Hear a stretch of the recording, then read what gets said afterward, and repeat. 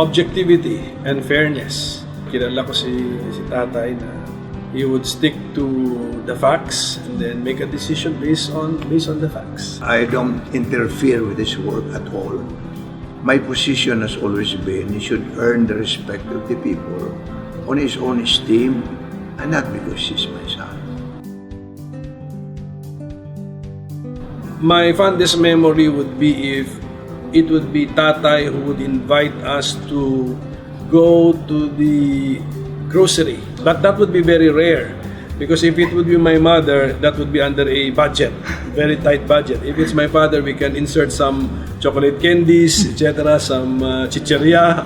We make it a point. As a matter of fact, there were times when I was so very busy. I used to take them to the mountainside to have a picnic, just to have a, When you were growing up in Mindanao, or was it here now? In Cagayan de Oro. In Cagayan de Oro. I remember, my father bringing us to his hearings, bringing us to his campaign stumps while running for Concon. So yun, and then, of course, dinner out. Sometimes we go to dinner out. My parents never pressured me to get very high grades. So without that pressure, I got relatively high grades, so I had no problem with school. So I could also have my barkada because there's no issue with having a barkada because it does not affect your grades.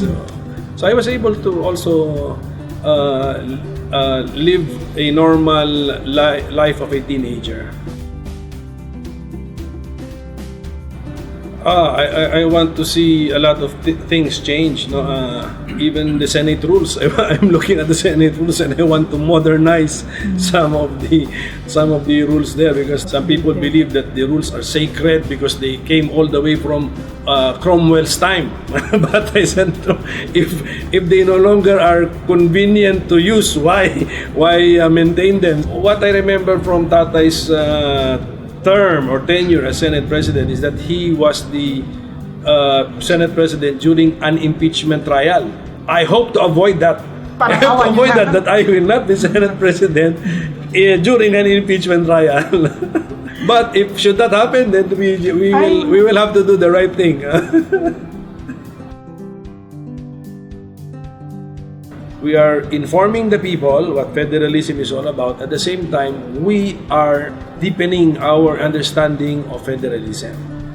But by next year, early next year, I think federalism would be already the headline news because we will start the formal steps in changing the constitution.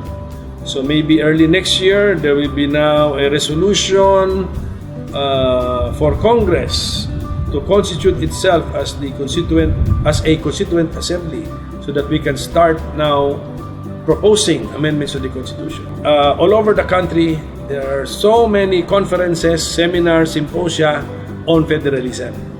Different ideas, different proposals. But by next year, we will be focusing now on specific model of a federal system of government. I always believe that the work of a person does not end with his retirement. There's no such thing as retirement from your work.